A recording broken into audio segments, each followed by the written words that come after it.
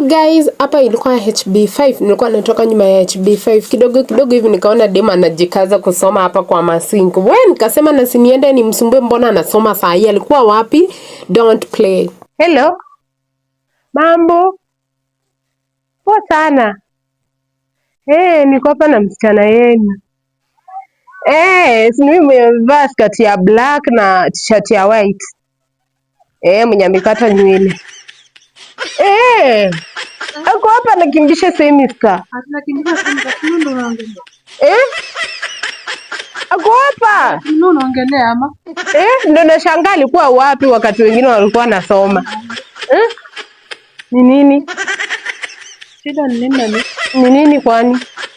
Mimi nimevaa Hapana, ni wewe umevaa hivi pia, mimi nilikuwa naongelea sister yangu alikuwa ananiambia hivyo.